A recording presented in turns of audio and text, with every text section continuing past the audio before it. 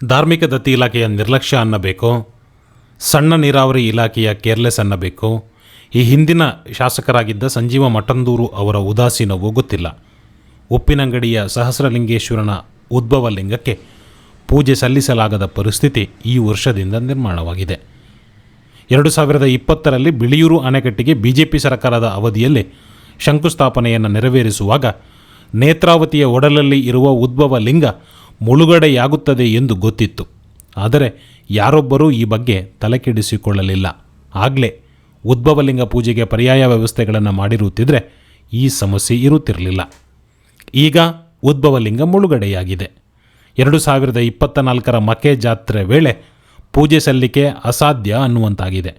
ಹೀಗಾಗಿ ಮುಂದೇನೂ ಅನ್ನುವ ನಿಟ್ಟಿನಲ್ಲಿ ದೇವಸ್ಥಾನದ ಆಡಳಿತ ಮಂಡಳಿ ಪ್ರಶ್ನಾಚಿಂತನೆಯ ಮೊರೆ ಹೋಗಿದ್ದು, ಉಪ್ಪಿನಂಗಡಿ ಶ್ರೀದೇವರ ಮೂಲಲಿಂಗದ ನಿರ್ಲಕ್ಷ್ಯ ಸಲ್ಲದು ಅನ್ನೋ ಸ್ಪಷ್ಟ ಉತ್ತರ ಸಿಕ್ಕಿದೆ. ಶುಕ್ರವಾರ ಅಂದರೆ ಫೆಬ್ರವರಿ 9ರಂದು ಉಡುಪಿಯ ಖ್ಯಾತ ಜ್ಯೋತಿಷ್ಯ ಶಾಸ್ತ್ರ ಪಂಡಿತ ಗೋಪಾಲಕೃಷ್ಣ ಜೋಯಿಸಾ ನೇತೃತ್ವದಲ್ಲಿ ಪ್ರಶ್ನಾಚಿಂತನೆ ನಡೆದಿದ್ದು, ಪ್ರಶ್ನಾಚಿಂತನೆಯ ವೇಳೆ ನೇತ್ರಾವತಿಯ ನದಿಯ ಒಡಲಲ್ಲಿ ಇರುವ ಉದ್ಭವಲಿಂಗವೇ ಕ್ಷೇತ್ರದ ಶ್ರೀದೇವರ ಮೂಲ ಬಿಂಬ ಎಂದು ಹೇಳಲಾಗಿದೆ. ಸರ್ವಕಾಲದಲ್ಲಿಯೂ ಪೂಜೆ ಸಲ್ಲಿಸುವ ನಿಟ್ಟಿನಲ್ಲಿ ನದಿ ದಡದಲ್ಲಿ ಸಹಸ್ರಲಿಂಗೇಶ್ವರನ ದೇವಾಲಯ ನಿರ್ಮಿಸಲಾಗಿದೆ.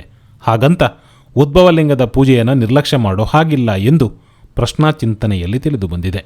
ಇನ್ನು ಸಮಸ್ಯೆ ಪರಿಹಾರದ ನಿಟ್ಟಿನಲ್ಲಿ ಸರ್ಕಾರದ ಮಟ್ಟದಲ್ಲಿ ಪ್ರಯತ್ನಗಳು ನಡೆಯಲಿ ಅನ್ನೋ ಉತ್ತರವು ಪರಿಹಾರ ಪ್ರಶ್ನಾಚಿಂತನೆಯಲ್ಲಿ ಸಿಕ್ಕಿದೆ. ಪ್ರಸ್ತುತ ಪರಿಸ್ಥಿತಿಯಲ್ಲಿ ಸರ್ಕಾರವು ಏನೂ ಮಾಡುವ ಹಾಗಿಲ್ಲ. ಅಣೆಕಟ್ಟಿನಿಂದ ನೀರು ಬಿಡೋದು ಪರಿಹಾರವೂ ಅಲ್ಲ, ಸಮಂಜಸವೂ ಅಲ್ಲ. ಹೀಗಾಗಿ ಈ ವರ್ಷದ ಮಟ್ಟಿಗೆ ದೇವಸ್ಥಾನದ ಮುಂಭಾಗದಲ್ಲೇ ಮಕ್ಕೆ ಜಾತ್ರೆಯ ಅಭಿಷೇಕ ನೆರವೇರಿಸುವ ಸಾಧ್ಯತೆಗಳಿದೆ. ಮುಂದಿನ ವರ್ಷದಿಂದ ಇದಕ್ಕೊಂದು ಶಾಶ್ವತ ಪರಿಹಾರ ಕಲ್ಪಿಸುವ ನಿಟ್ಟಿನಲ್ಲಿ ಶಾಸಕ ಅಶೋಕ್ ರೈ ಮುಂದಡಿ ಇಟ್ಟಿದ್ದಾರೆ. ಈಗಿನ ಪರಿಸ್ಥಿತಿಯನ್ನು ಗಮನಿಸಿದರೆ ಊರಿಗೆ ಮುಂದೇನು ಕಂಟಕ ಕಾದಿದೆಯೋ ಅನ್ನುವ ಆತಂಕ ಆಸ್ತಿಕರಲ್ಲಿ ಮನೆ ಮಾಡಿದೆ.